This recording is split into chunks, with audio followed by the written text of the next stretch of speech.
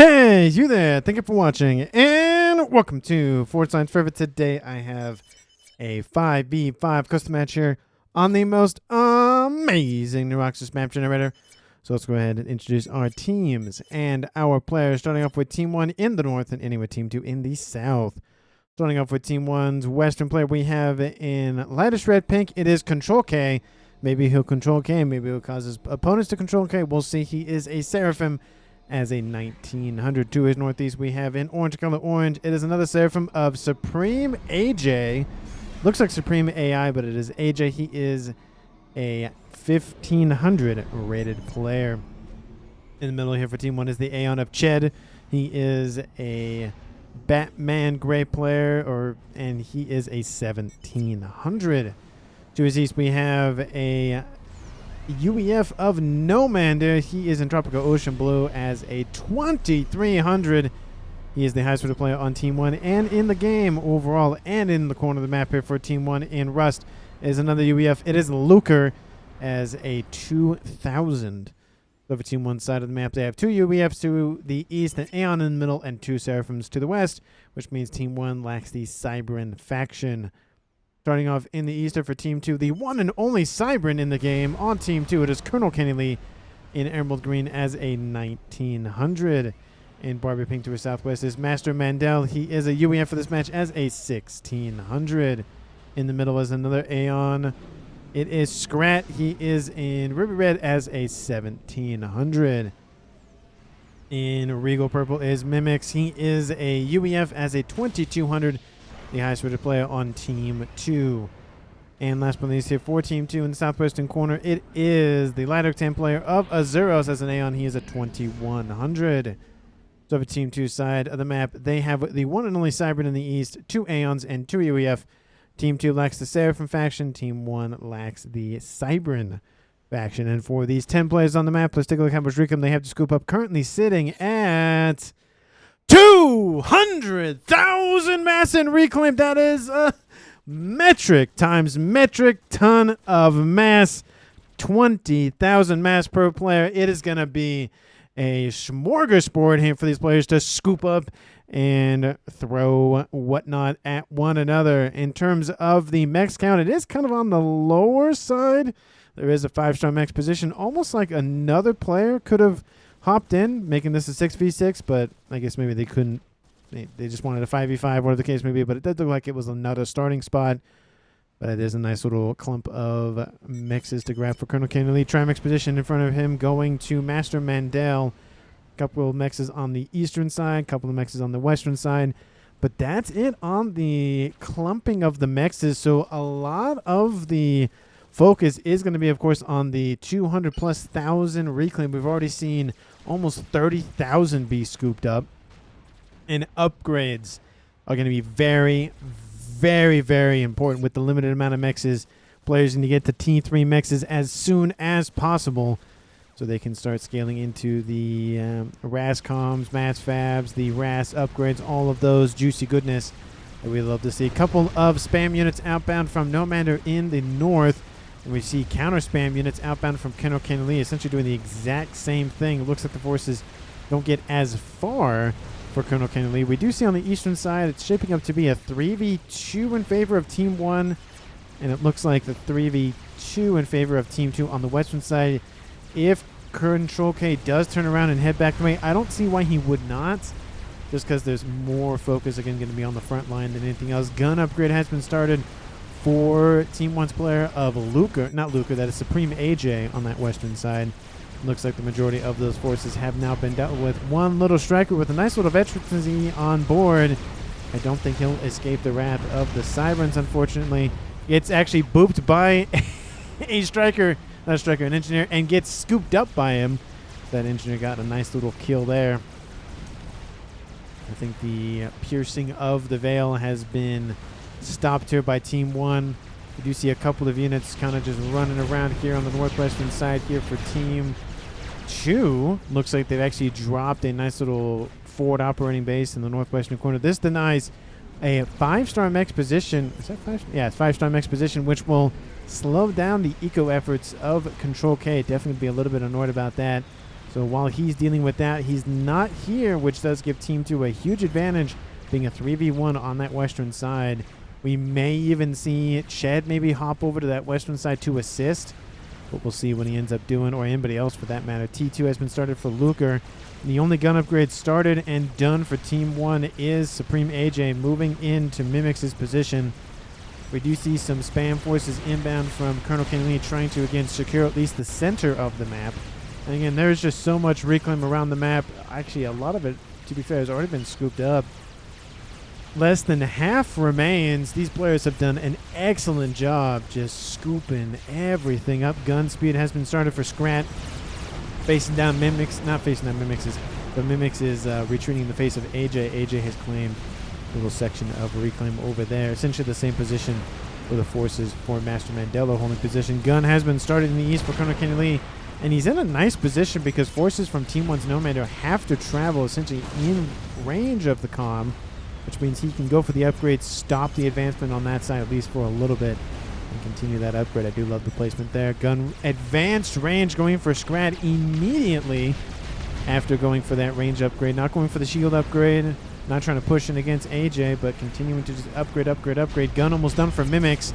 And we're going to have a double comm gun and shield as well, and then a nano started for Mimix. So we have the Aeon Sniper Commander is online. It'll soon be Tank Commander if he goes for the additional shield upgrade. Stealth has been started in the east, and speed has been started for Ched. Already has range on board. Supreme AJ trying to get out of range of Scrat's Commander. Scrat canceled the shield upgrade in favor of just trying to push back AJ. Overcharging constantly to assist with this just pushback here. Mimix, again, it is a 2v1 scenario. Both of them have guns on board for Team 2, but the advantage, of course, does sit with Scrat, who has the advanced range upgrade, and he's in range of AJ's comm. This could be a walk down. We'll see if he's able to force back Scrat's comm, at least get a little bit of distance on him, but I don't think he will. He's constantly overcharging the units, trying to body block and boop Scrat. Scrat does slow down a brief moment, and it looks like he'll barely be out of range, but it looks like Mimix might be able to intercept. Nope, the comm is back in range. Not great here for Team 1's Western front. Gun damage has been started for Master Mandel. He has T2 shield and gun. Heavy tank comm on the eastern side here for Master Mandel. We do see shield started for Ched and T2 started for Nomad. Everybody going for a little bit of that protection. We do see Supreme AJ just essentially gets walked down by Team 2's comms. There's the kill for Scrad. Nice job there using that advanced range to full advantage. And while the distraction has now been dealt with from Azuros, the unfortunate thing is Control K wasn't there to assist. And it is a win. So it just couldn't get away, says AJ. Yeah, when you're in that position, you need a transport. And I mean, maybe he could have got one from somebody, but it probably would have been too late. Maybe, maybe not. It depends. Couple of Team 1 bombers overhead just, again, poking at Scrat's comm, but looks like they're going to just get bodied by 3 sets of interceptors. Good luck getting out of there. Forces from Mimix continue to just eviscerate this western side. Not looking great if you're rooting for Team 1. Radar's going down. The comm of Control K is the only one over here, and he's nowhere near the front lines. Really needs to get a defensive line online. Shield has been started for Nomander now. He has T2 on board. So everybody making sure to protect their comms. It is, again, a roughly pretty close to 1,900 average in rating. So these players, they know what they're doing. OC with comm says Colonel Kenny probably means overcharge, I would assume. We do see in the east, Colonel Kenny, speaking of which, has gun and nano on board. And he's going to slowly build up that veterancy. He does have a couple of bricks also on deployment. That's partially been driven by the fact that players have just gotten the reclaim. Currently sitting at 134 at 13 minutes. That is so much mass.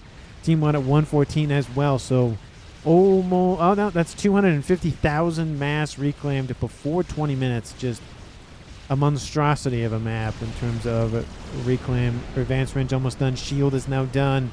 So Aeon Sniper Commander is online for Chet. It has a little bit of tankiness. No tankiness for Scrat because he wanted to go for the kill. Don't blame him there.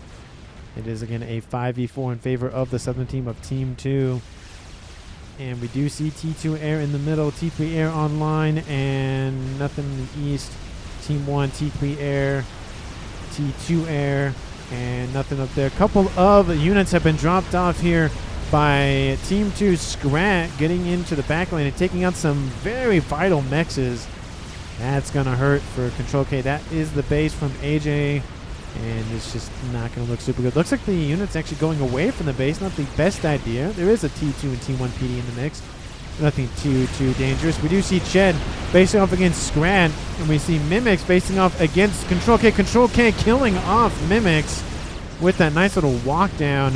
And this is going to be a double kill for Team 1. Scrat not going to make it into the water. Nice counter kill here for him. It's Aeon v Aeon.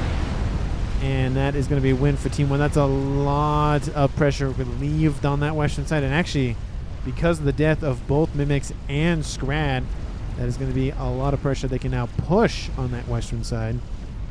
It is the calm of Azuros remaining here on this western side for Team 2, and he's going to manage everything. He can do it. I've seen him do it before, but Team 2 has lost their highest rated player. And of course, Nomander is the highest rated player in the game at 2,300 and the highest for Team 1.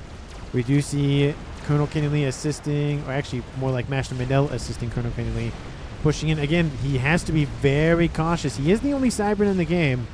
And not that because, you know, Team 2 still has Cybern Tech even if he dies, but because he is very far forward. And we saw a double kill here in the west. The game has been flipped on its head. It's 4v3 in favor of Team 1. And dropping down to a 4v2 is probably not the best idea. Of course, we've seen in so many matches, APM this early in the game doesn't necessarily mean a win for that team that has more players left, but sure does help with the win at a minimum if they do win. A couple of transports hanging out, dropping off some Percys, it looks like. More of them being deployed to assist with this eastern front.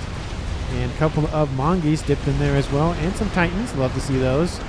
And they're very good at dealing with T1, T2 forces, and grouping them with Percys helps deal with the T3, T4 threats. Armiger taking out another T2 mechs.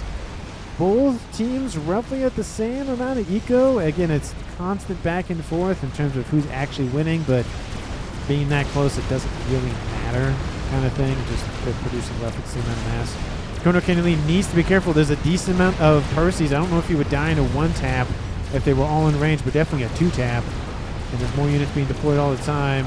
Don't know. This is a smart play to stay here. Does have some bricks to help shield his retreat, but was a unfortunate loss here on the eastern side. Again, he does make it out with his life, but he is not decently hurting, but he, you know, the chip is painted. The paint is chipped, and it's not a fresh off the supply line comm. Couple of naval forces in the water for both teams. Again, nothing too spammy. We do see one facility was knocked out. Maybe it was actually Control K because it interferes with the pathfinding. But no real push down the middle from either team. Transport with Master Mandel's comm on board. He has net. Oh, and Team 2's Colonel Kenley is defeated by Nomander. Nomander just pushed with his Percys and said, we're just going to catch up to you and kill you. And apologies for missing that, but I did kind of warn that those Percys would be enough to kill him, and it looked like he was going to get away, but I guess not. It is now a 4v2 in favor of Team 1. It is a 2-1 advantage. The comm of Master Mandel, where did he go? He was on a transport, and then he goes back home and goes, that's probably not a good idea. Clutch T3 mech, says Ched. No idea what's in reference to that. Why, says Colonel Kenny Lee. T3 air facility online for Master Mandel. So we have 2 air players for Team 2. Team 1, possible 2 air players, but of course at least the 1 main in the corner. Team 1 has 1 player with dual base. Team 2 has 1 player with triple base, sitting at almost 500 mass income, and Master Mandel at almost 400. Team 2 is actually jumping heavily in the lead there. Almost 150 mass in favor for Team 2. Unfortunately, like I said before, that APM is slowly going to whittle away Team 2, at least from a more poking and prodding and annoying factor where we see just Optims just running around. Percys are intercepting.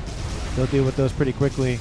The only problem, of course, is if this keeps happening where just, you know, a couple of mexes get killed off, a couple of pigeons get killed off, you know, main base loses a couple of its mexes.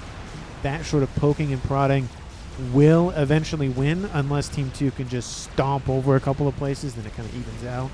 Bricks in the east versus Percys. I think I will side with the Percys, of course. Not that I'm a UEF fanboy or anything, but of course, there's just so many more Percys, both for Nomander and for Luker.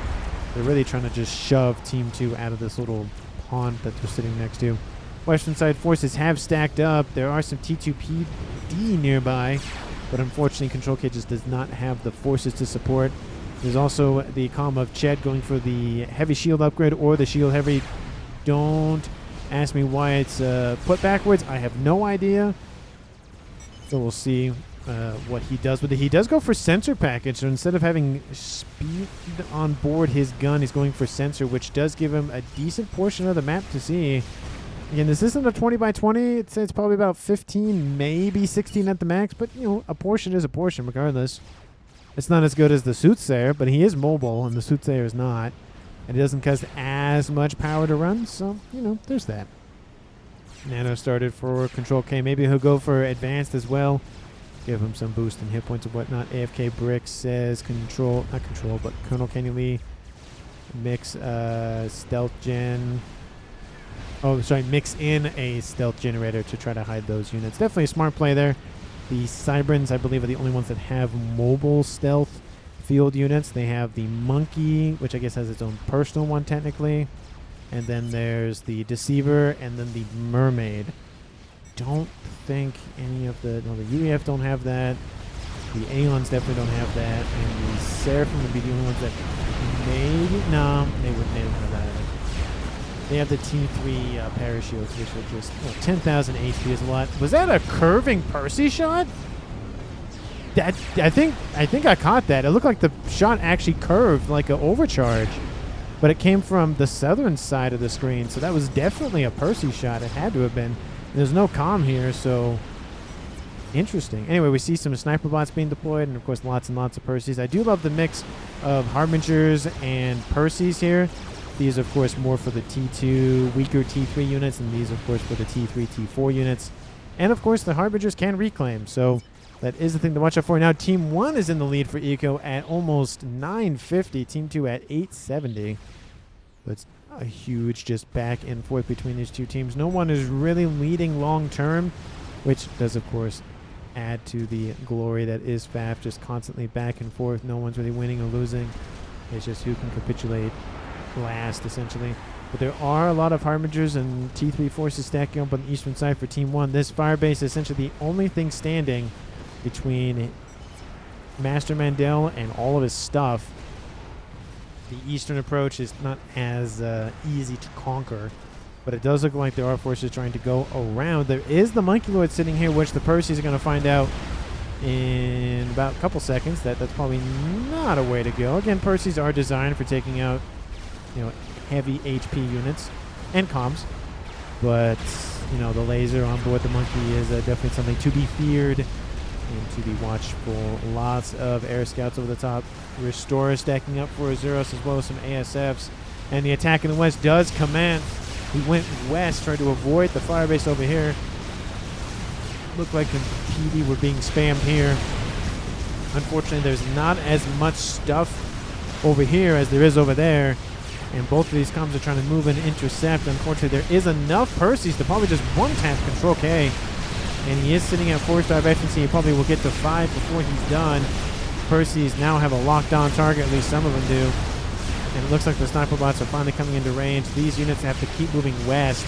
They kind of gave up the distance from getting away from the snipers. But we'll see if this will make Team 1 more cautious in advancing their front line. Looks like the Percys are slowly pushing in. I don't think they're going to go for the comm of Control K. They're going to have him just constantly focus on himself and not give his mass to somebody else on the team. T3 land headquarters would be a nice target, but there might be a backup one up here. There is not, so that would be a nice target to take out. It looks like somebody just heard me from through the ether, so that's good to see that. Oh, look at all that damage from those Percys. Just wiping out everything. Parashield is almost gone. Another Harbinger is dead. Parashield is almost gone. There is an attack in the east that I will look at here very briefly. Both the comms of Ched and Control K. It looks like this is enough, or this is not enough to kill off the comms, so we'll go and look at something else. Attack in the east has commenced. Harbinger's trying to go along the western side, while the UEF forces on the eastern side. There is that Monkey that was eventually killed off By, of course, the heaping amounts of proceeds, but there are bricks inbound to avenge their fallen cousin. Lots of PD has been spammed up in the space. Master Mendel is retreating, trying to intercept. Now we see some restores overhead, and honestly, that actually just might be enough. Maybe they'll get to this T2 radar system, but that'll probably be as much damage as that shed will be able to do. And you can see there's a nice hole, but there is a lot of mass to still scoop up to replace what was lost. And all this is going to do is just focus more and more and more the everything on that position. 24 minutes on the clock. Team 1 has lost one player. That was AJ first. And then Team 2 lost Mimics, then Scrat, then Colonel Kenny Lee. So it is 4v2 in favor of Team 1. Again, a 2v1 game. Let me know down in the comments who you think is going to currently win this game. If you haven't done so already, please like the video and subscribe to the channel. As always, thank you so very much for watching. I really do appreciate it.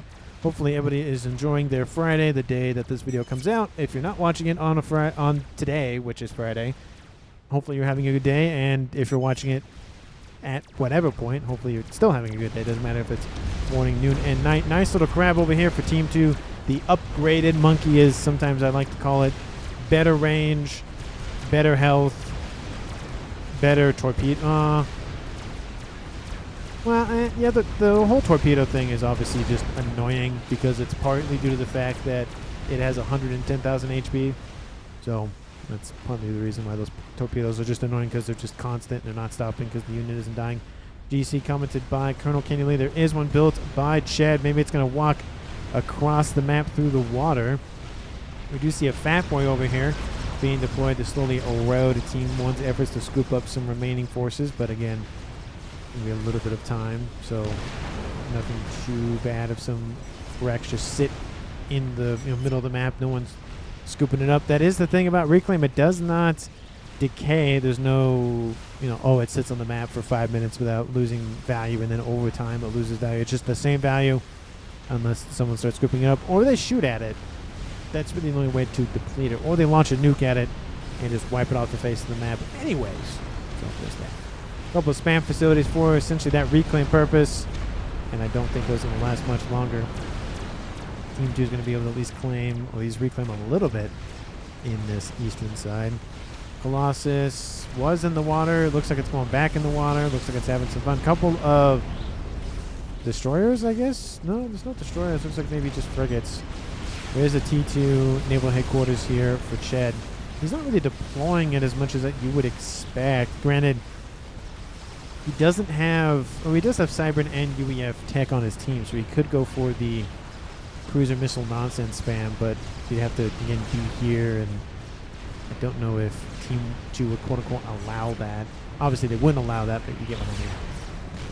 Fat Boy in the base, or shooting at the base here for Team 1's Control K. Now we have a chicken and a Colossus essentially is splitting the difference between this Fat Boy, the 7-10 split here, and if they merge, that's a dead Fat Boy almost instantaneously. A Fat Boy trying to just encourage his opponents to just not engage. We do see the Fat Boy does see the Colossus, so the Colossus is just not gonna be there anymore. A couple of artillery pieces though does help drive away the Fat Boy. Is building parachutes on its back. Love to see that. Probably the best mobile factory in the game. I think it's the most utilized mobile factory in the game, I feel like. Between that, the Tempest, the Atlantis, the aircraft carriers, the Megalith, technically. Is that everything? I think that's everything. Oh, no, the Donut. The Donut also has factories on board. I think the Fat Boy is the most utilized because it's just the easiest to maybe deploy, because you can either go for shields, you can go for AA, and it's very versatile in both those respects, just getting air support and shield support and whatnot. We do see a Crab assisting a Fat Boy, more like a Fat Boy assisting a Crab, I should say. Decent amount of T3 missile launchers over here to the west. There's a nice little couple of spearheads. Crab is staying still, which is not helping the hit points because it's being hit by a Ravager and a couple of those spearheads. But it looks like the spearheads might not be having a fun day today. It looks like those fat boys also are raining in some artillery shells. The eastern side is not as secure, not as firm in its defenses as the western side is. We have a tale of two fat boys going on here for Team 2. And nothing big ticket item here for Team 1 yet. Looks like a counter fat boy online for Nomander. Colossus almost done for Ched. Chicken. I don't know if that's the same. It's a different chicken. Another chicken here for Team 1. Another chicken almost done in the northwestern corner.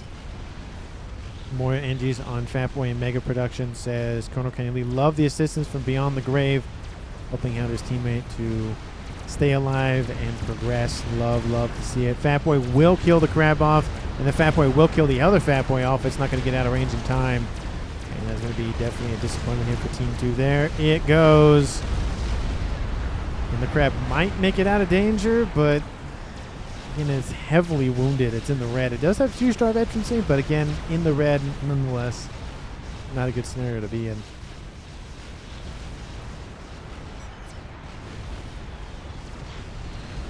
There's now 2 fat boys over here for Team 2, which again will keep the chickens away. And there is a power outage for Control K. Definitely not something you want to happen with some fat boys nearby. Take out all your emitters and pigeons and whatnot.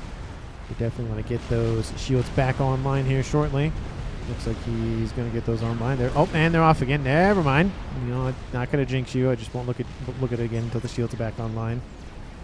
We have Azuros getting some stealth fields online to protect himself, and a nice little SMD he's built. SMD in the east as well online. Protect, of course, the back line for Team 2. Team 1, do we have SMDs? Yep. And yep. So no central SMD for the front bases, but everything else in the back line's protected, so that's the most important thing. Second fat boy online for nope. What is this? There's no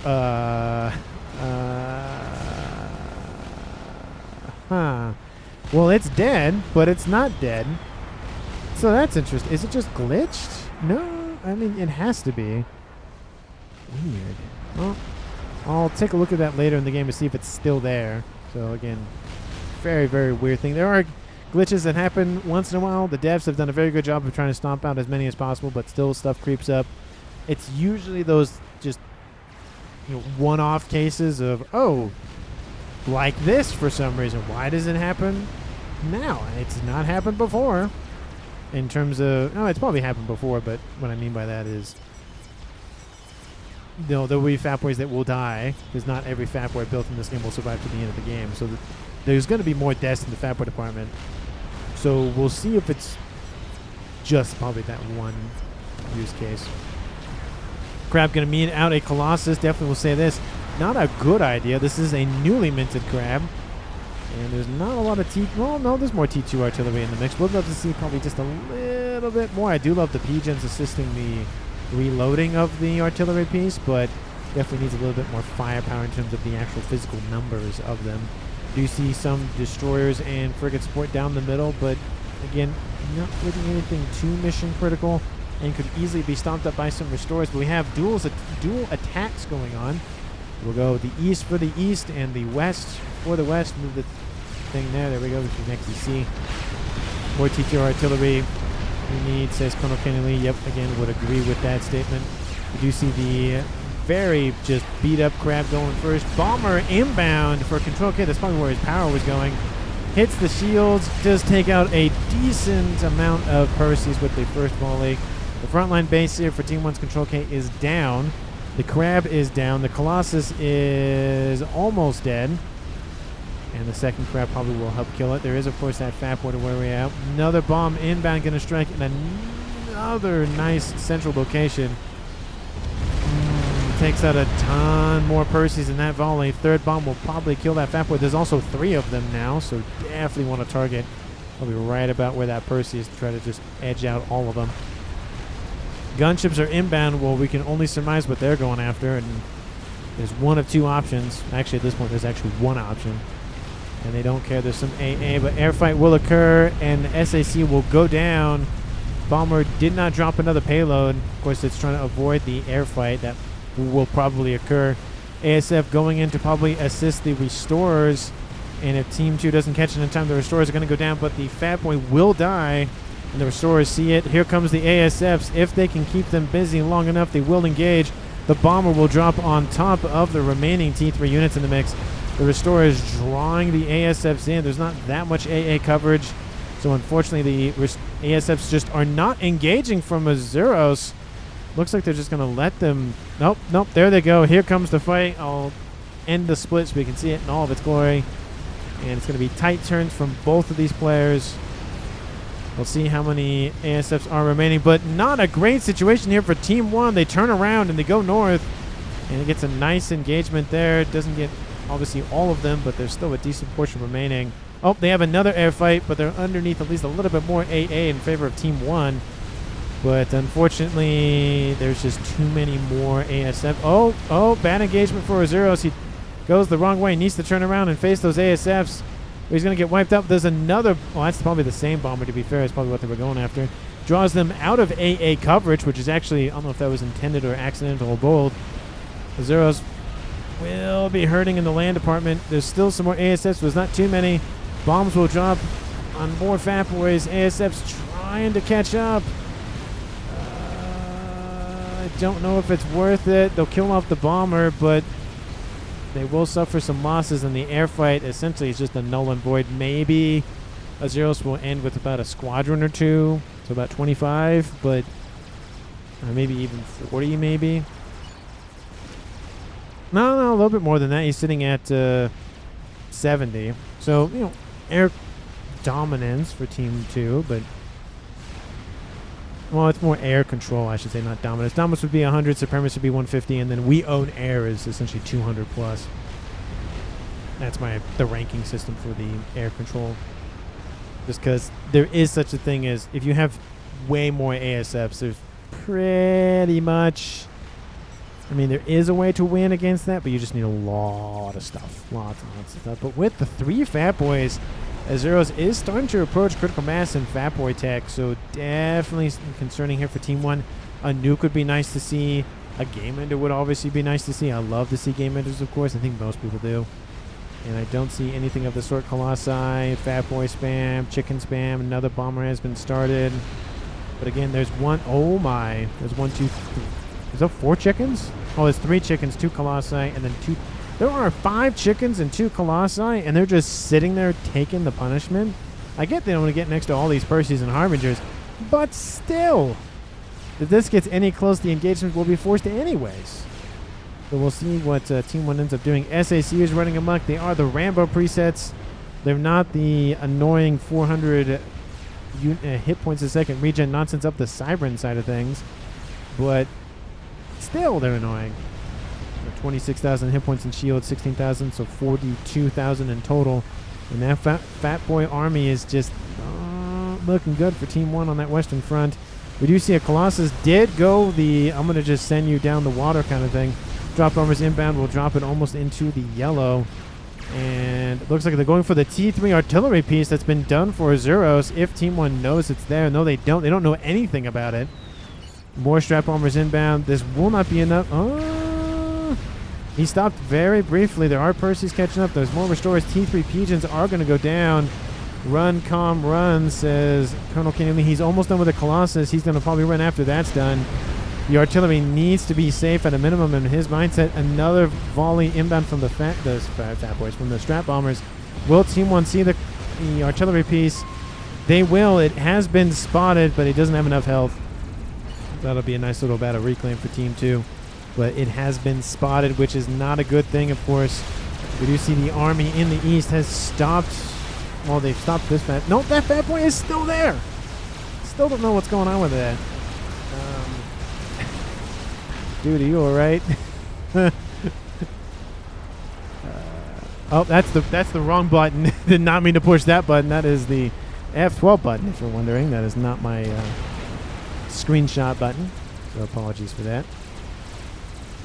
We do see in the west, the Fat Boys are being pushed back by those Colossi and chickens. Looks like, I think, one dead Fat Boy? No, that's another dead chicken. And there's another Colossus mixed in there. There's only 2 of them remaining. That's why it makes me think that the Fat Boys pushed in. But looks like they killed off 2 chickens. It doesn't look like they killed off any Death Boys, which is weird because there's definitely 3 of them at one point. I don't know if he pulled one. No, that's a Colossus. Yeah, I don't know where that one went. Anyway. Looks like the Restorers, they're not going to do a whole lot. There's lightning tanks and flak nearby.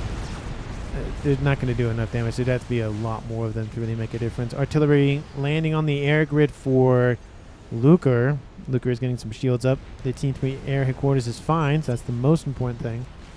Do scout wave, says Colonel Kenny Lee. Definitely a smart thing to do that. In the northwest, lots of NGs. Oh, there she is. T4 Game Ender of the YOLO class has been started. Not done yet.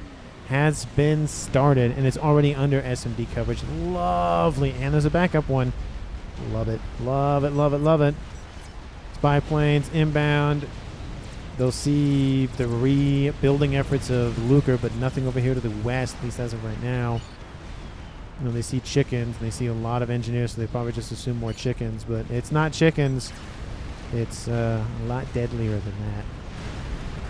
Restorers inbound going after Fat Boys. Again, it's just there's not a lot of damage being done by the Restorers, and there's Flak and Cougars, Team Queen AA coming in.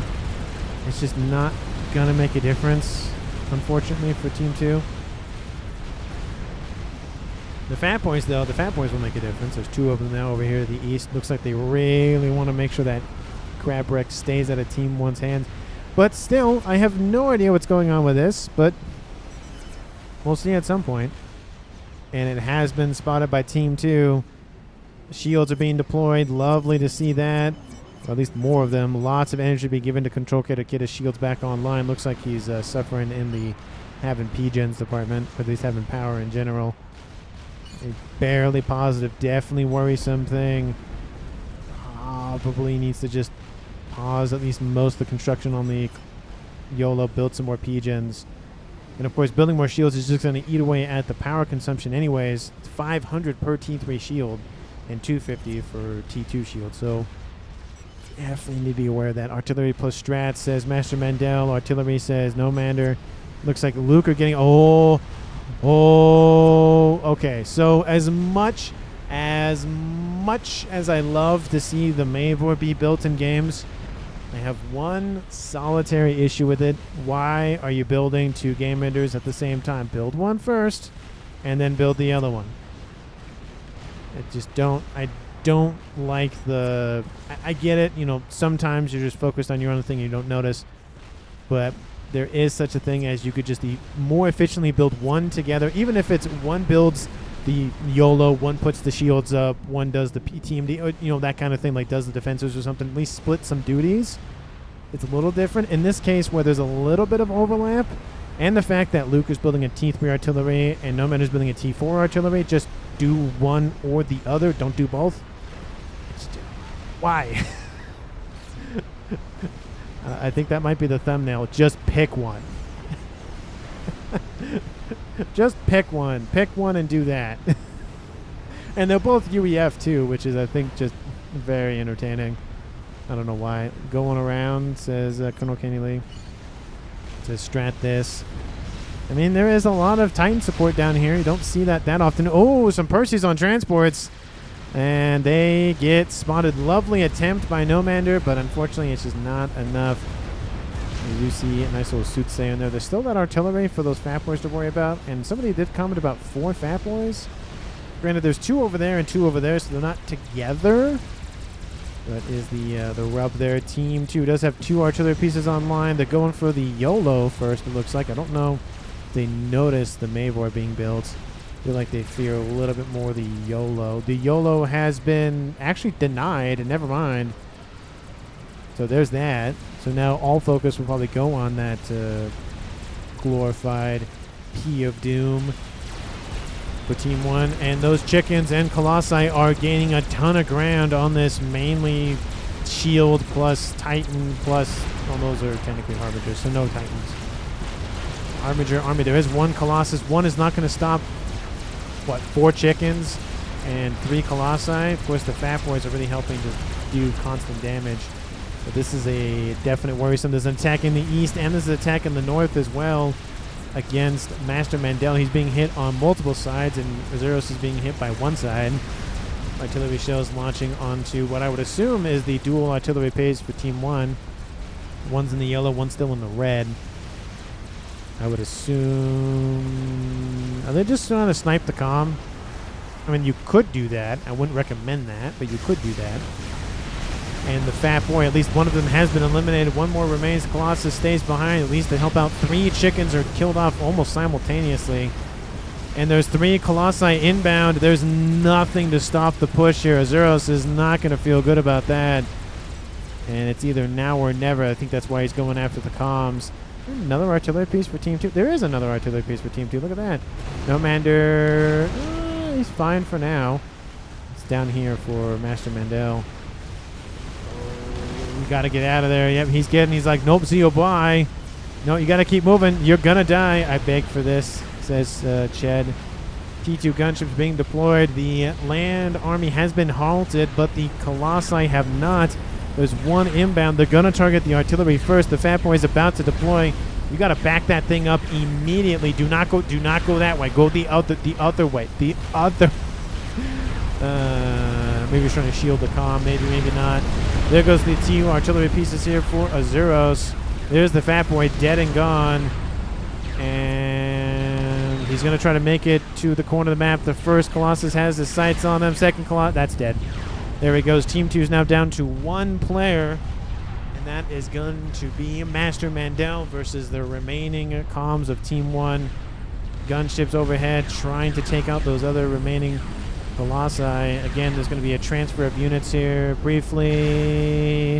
And now it's just pink versus pink, which is a little annoying. But it looks there is that Fat Boy here. That Colossus will die. I think before that one will die. They get a little bit of efficiency. No, maybe I didn't get efficiency. And looks like the... Oh, does the Colossus turn west? It does turn west. Will it actually get the air grid? Ooh, it's going to be close. There will be a couple of pigeons that'll be knocked out. That's a lot of firepower raining in. Another pigeon goes down. Another set of pigeons. About half the air grid's down. The T3 airhead corners will survive, but the air grid is gone. And with the 2 artillery pieces down, the Mavor is killed off in that barrage of artillery pieces. It's now a 1v1 fight in the artillery game. But scratch that, there's another Colossus down the middle from Team 1's Ched. There goes that artillery piece. There goes the air grid. And there goes Master Mandel. He says, nope, see you, bye. And that's the game here, folks. Nice running in of the Colossi from Team 1. Had they not done that, Team 2, I think, was definitely on the path to win this game. They had 3 artillery pieces. They denied the YOLO. They, just denied the Mavor. There was an artillery piece just being, halfway done for Luker. And it's partially also due to the fact that Team 2 for a while was just down in manpower in terms of APM. It really just takes a toll on you, especially a game like this, and especially players. I mean, they can stave it off a little bit better than others, but in general, you're playing, this was a 44-minute match, probably 50-plus minutes at least, because, with connections with, 10 different computers and whatnot. But everybody let me know down in the comments what you thought the best moment of the game was. MVP for me, I don't know, but I think I got to give it to the land engagement from Team 1's at least Control K, and then, of course, the Colossus from Ched, especially the second one that killed off the remaining artillery piece. That, that was more of a nice little epilogue, but the Colossus just veering off and going straight for the artillery and then the comm really is what just drove back Team 2 considerably in the endgame phase. That's probably going to be Control K for MVP. Let me know down in the comments if you agree or not, or who you pick for MVP was. Thank you so much for watching till the end of the video, and I will see all of you in the next one.